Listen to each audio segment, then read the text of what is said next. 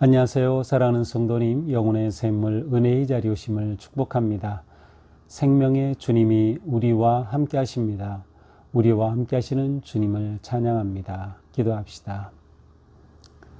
주님, 오늘도 주님의 말씀 앞에 섭니다. 매일 주시는 말씀이 생명의 양식이 되고 저희의 삶이 말씀 위에 아름답게 세워지도록 은혜해 주심에 감사드립니다. 오늘도 주님의 말씀 저희들이 감사함으로 받아 기쁨으로 따르며 순종할 수 있도록 성령님께서 저희의 마음을 인도하여 주시옵소서.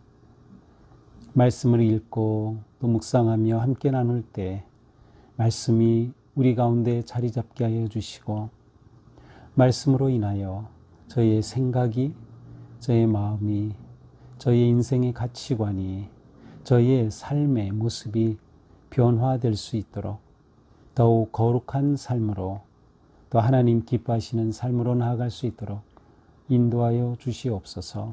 예수님 이름으로 기도합니다. 아멘. 오늘 말씀은 창세기 3장 14절부터 24절입니다. 여호와 하나님이 뱀에게 이르되 네가 이렇게 하였으니 네가 모든 가축과 들의 모든 짐승보다 더욱 저주를 받아 배로 다니고 살아있는 동안 흙을 먹을지니라. 내가 너로 여자와 원수가 되게 하고 네 후손도 여자의 후손과 원수가 되게 하리니 여자의 후손은 네 머리를 상하게 할 것이요 너는 그의 발꿈치를 상하게 할 것이니라 하시고 또 여자에게 이르시되 내가 네게 임신하는 고통을 크게 더하리니 네가 수고하고 자식을 낳을 것이며 너는 남편을 원하고 남편은 너를 다스릴 것이니라 하시고 아담에게 이르시되 네가 내 아내의 말을 듣고 내가 네게 먹지 말라 한 나무의 열매를 먹었은즉 땅은 너로 말미암아 저주를 받고 너는 네 평생에 수고하여야 그 소산을 먹으리라. 땅이 네게 가시덤불과 엉겅퀴를 낼 것이라. 네가 먹을 것인즉 밭의 채소인즉 네가 먹을 것은 밭의 채소인즉 네가 흙으로 돌아갈 때까지 얼굴에 땀을 흘려야 먹을 것을 먹으리니 네가 그것에서 취함을 입었음이라. 너는 흙이니 흙으로 돌아갈 것이니라 하시니라. 아담이 그의 아내 이름을 하와라 불렀으니 그는 모든 산자의 어머니가 됨이더라. 여호와 하나님이 아담과 그의 아내를 위하여 가죽 옷을 지어 입히시니라.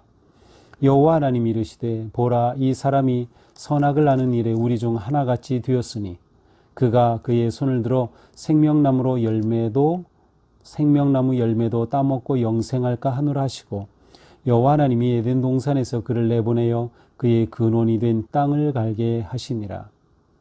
이같이 하나님이 그 사람을 쫓아내시고 에덴 동산 동쪽에 그룹들과 두루 도는 불칼을 두어 생명나무의 길을 지키게 하시니라.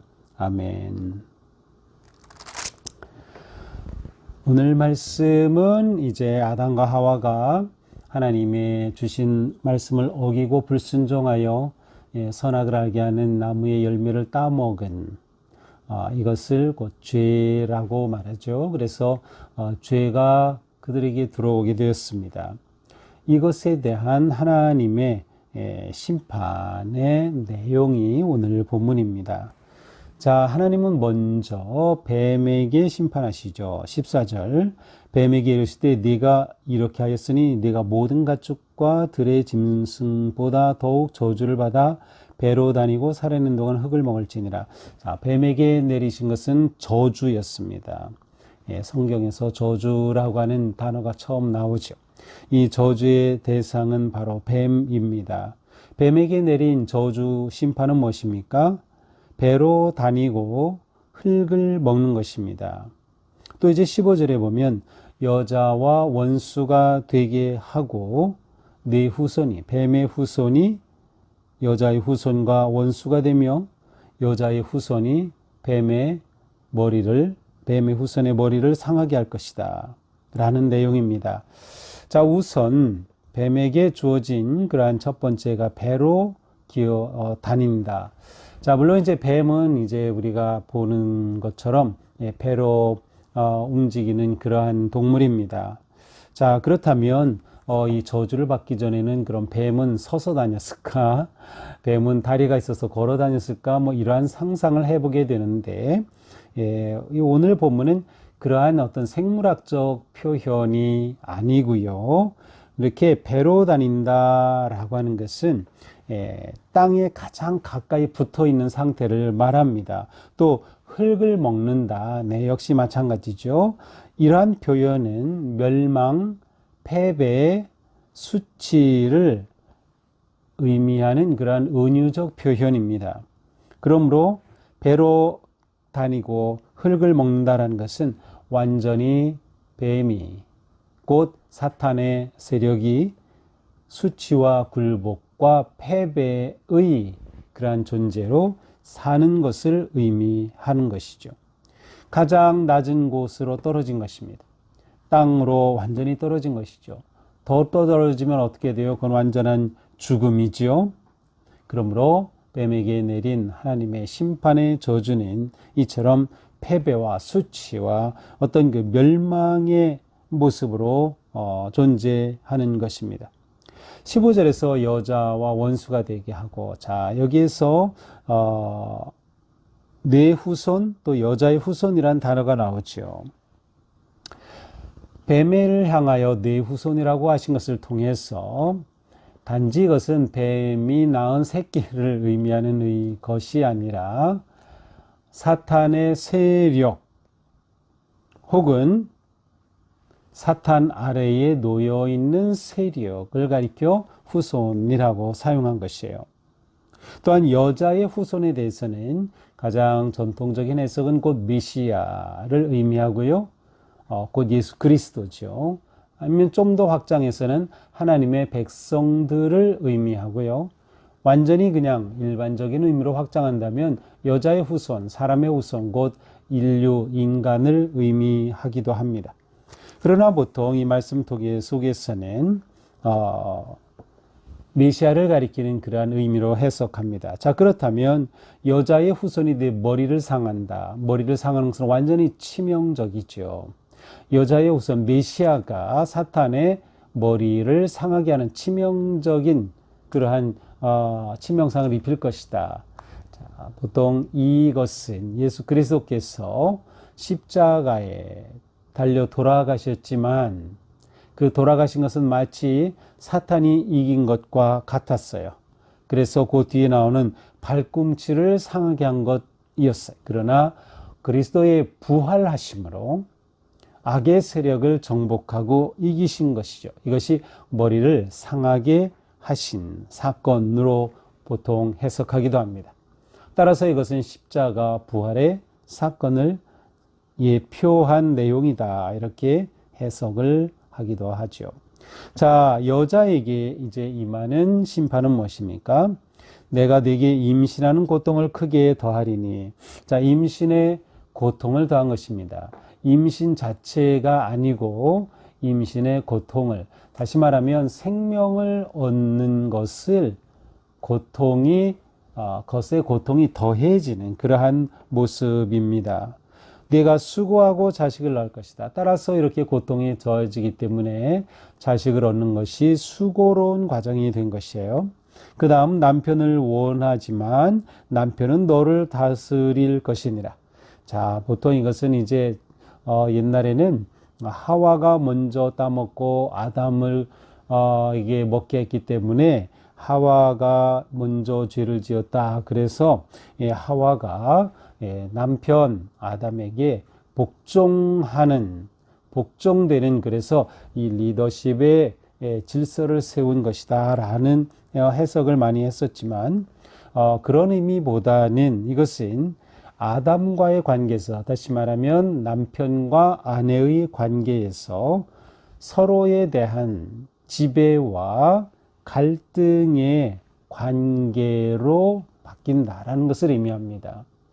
사실 남편과 아내의 관계는 가장 친밀하고 사랑하는 관계이지만 죄가 들어온 결과로 인해서 이 관계가 오히려 갈등의 관계가 되는 것이에요. 서로의 자기 중심의 욕망의 관계가 되는 것이죠. 왜냐하면 선악을 알게 하는 열매를 먹음으로 인해서 하나님과 같이 되려는 것이 남편과 아내의 관계에서도 그와 같이 되는 것이에요. 죄의 결과로.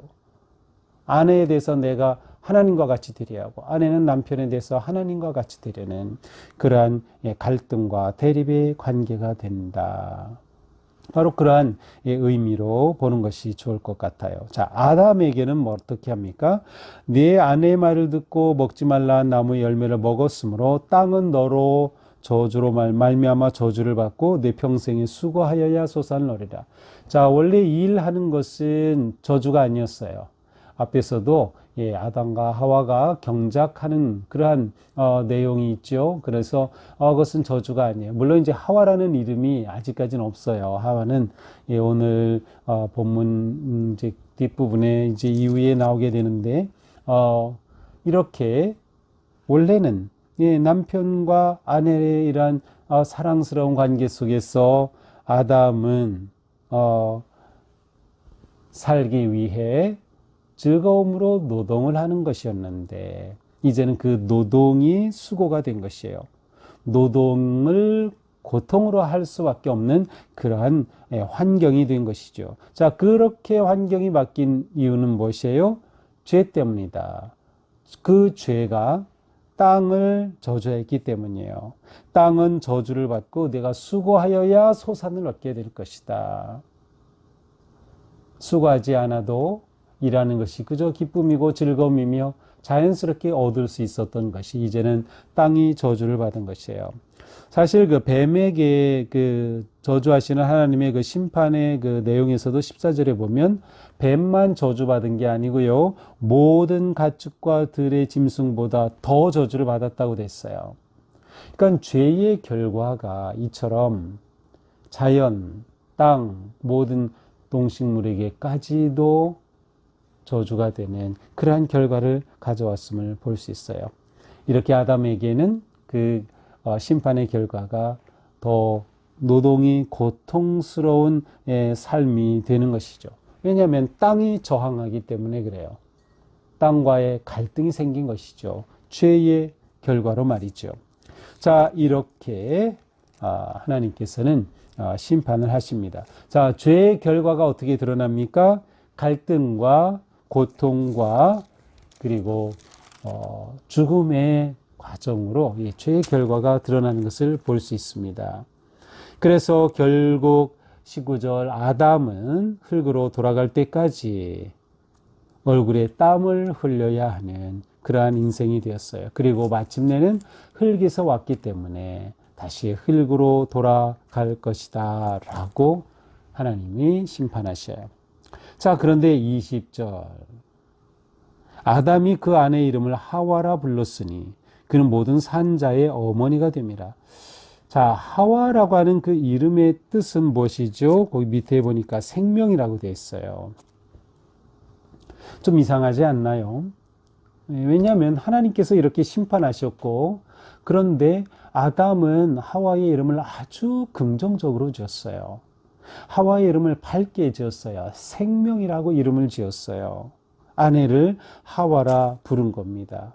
그리하여 그는 모든 산자의 어머니, 생명의 어머니가 되었다라고 말씀하고 있어요.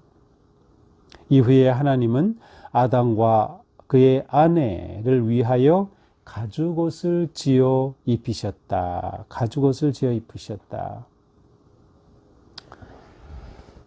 이 구절은 보통 원복음 아니면 원시복음이라고 말합니다. 자, 우선 하나님께서는 아담과 하와가 식물의 섬유로 식물로 이렇게 가리고 옷을 해입게 한 것이 아니라 가죽으로 옷을 지어 주셨어요. 가죽옷을 지어서 입히자. 하나님이 손수. 아담과 하와는 그들이 나뭇잎으로 가렸지만 그것으로는 가릴 수 없었어요. 그러나 하나님은 가죽옷을 입히셔서 그들을 품어주신 거죠. 가죽옷을 지으시기 위해서 무엇이 필요했을까요? 동물의 희생이 필요했던 거죠. 동물의 죽음이 필요했던 것이죠. 그러므로 가죽옷은 희생을 통한 옷입니다. 여기에서 우리는 하나님의 사랑과 은혜의 희망을 보게 되는 거예요.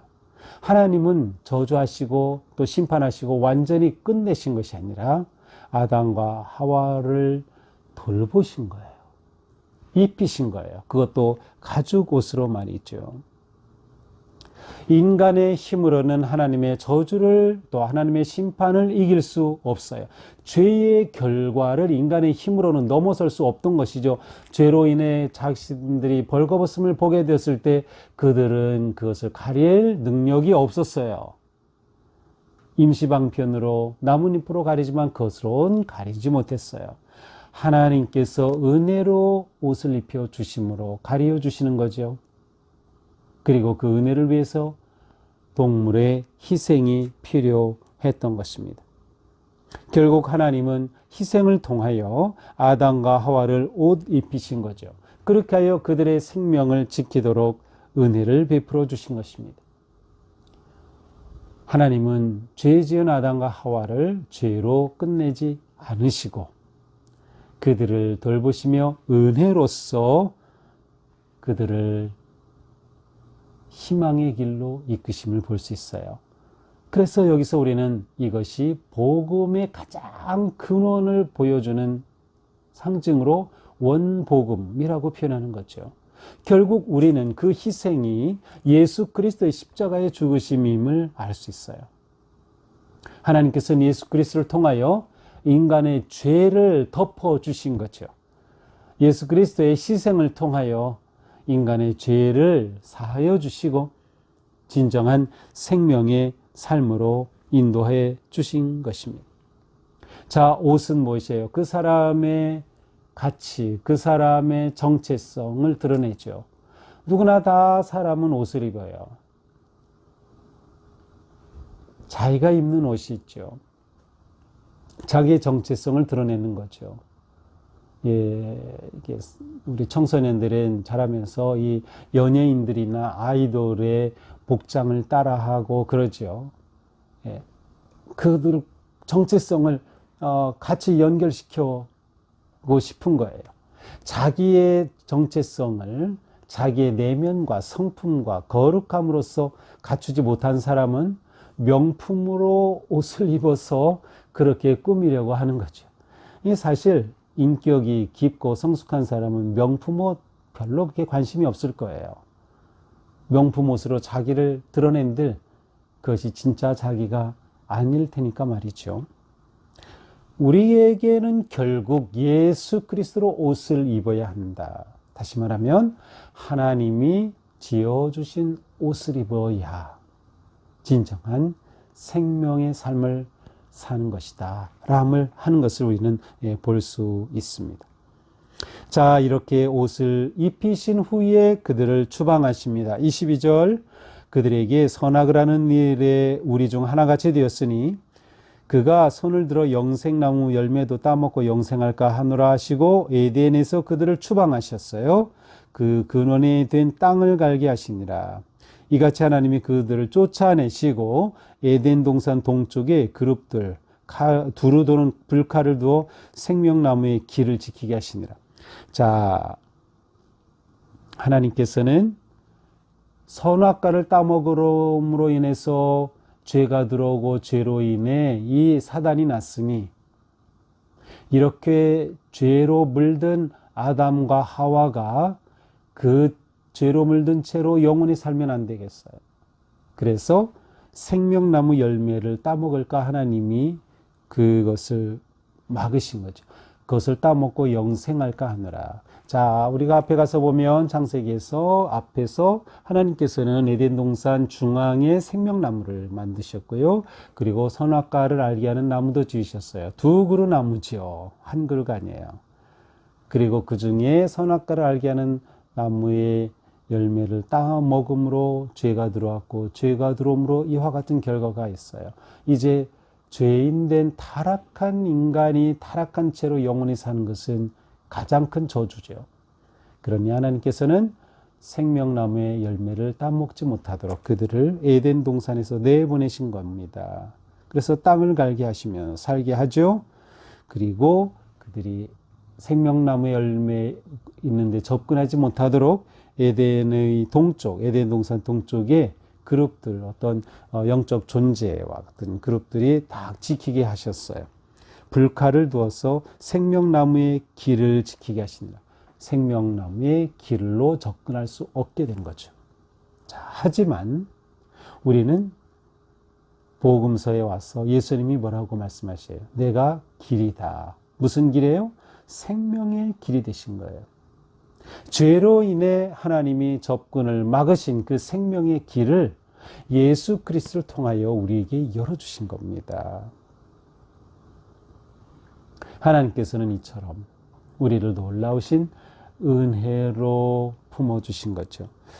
그러므로 오늘 본문에는 하나님의 심판이지만 그 심판 속에 담긴 하나님의 놀라운 사랑과 은혜를 볼 수 있는 겁니다. 죄의 결과 가운데 인간이 영원히 머무르지 않고 하나님의 사랑을 입게 되는 놀라운 모습을 보게 됩니다. 자, 이렇게 오늘 말씀은 죄의 결과와 하나님의 사랑의 모습을 보게 되죠. 그렇습니다. 죄의 대가는 분명합니다. 우리의 죄도 마찬가지. 그 죄의 대가가 너무나도 분명하기 때문에 예수님이 십자가에서 돌아가신 거예요. 우리의 죄 대가를 치르신 거죠. 우리가 이것을 알아야 돼요. 그러므로 우리는 하나님의 사랑에 늘 감사해야 합니다. 하나님은 저주로 끝내지 않으시고 가죽옷을 지어 입히시고 생명의 길을 준비하셨기 때문이죠. 그러므로 성경의 모든 스토리는 이처럼 인간의 죄로 끝난 것이 아니라 하나님께서 인간을 구원하시고 이끄시는 사랑의 이야기로 이어지게 되는 것입니다. 또한 우리는 예수 그리스도로 옷을 입어야 한다. 우리는 이미 예수 그리스도를 믿어 우리의 구주요 영생의 주님으로 우리가 믿고 고백함으로 세례를 받았고 예수 그리스도로 옷을 입은 존재입니다. 그러므로 우리는 언제나 생명의 빛의 길을 걸어가야 하는 것이에요. 은혜의 옷을 입었으니 믿음의 길을 걸어가자. 또한 우리는 하나님께서 우리에게 주신 이 놀라운 삶의 많은 관계와 모든 것들에 감사할 수 있어야 돼요. 땅이 저주를 받고 관계가 깨어졌던 그 상황 속에서 우리가 예수 그리스도 안에서 우리에게 놀라운 회복을 주신 그 은혜 잊으면 안 되는 거죠. 관계가 너무나도 소중한 거예요. 죄가 들어오자 하나님과의 관계가 깨졌고 사람 사이의 관계가 깨졌고 자연과의 관계도 다 무너졌어요. 그러나 우리는 그리스도 안에서 관계를 회복하고 하나님의 자녀가 되며 또한 그 사랑의 관계 안에서 믿음의 길을 살도록 우리를 교회로 세워주신 이 은혜. 오늘도 우리가 하나님의 은혜를 생각하면서 하나님이 나를 이렇게 사랑하시는구나. 그 은혜 안에서 담대하게 믿음으로 승리하는 그런 복된 하루가 되기를 축복합니다. 기도합시다. 하나님은 아담과 하와의 죄를 심판하셨지만 심판으로 끝내지 않으시고 오히려 가죽옷을 지어 입히시며 그들이 생명의 삶을 살 수 있도록 품어주신 그 은혜와 사랑을 봅니다. 그 하나님의 사랑은 우리를 위하여 독생자 예수 그리스도를 보내주시고 예수님의 십자가의 구속의 은혜로 저희들을 또한 품어주시고 그리스도로 옷 입게 하셔서 영원한 생명의 길을 걷게 하신 그 은혜에 감사드립니다. 언제나 주님의 은혜에 감사하며 저희들이 바른 길을 걸을 수 있도록 생명의 길을 걸을 수 있도록 주님의 은혜를 잊지 않도록 성령님 오늘도 우리의 삶 가운데 동행하시고 인도하시고 품어주시옵소서. 예수님 이름으로 기도합니다. 아멘. 오늘도 주님 은혜로 우리 삶이 주님의 은혜에 감사하면서 바르고 거룩한 생명의 길로 승리하기를 축복합니다. 사랑합니다.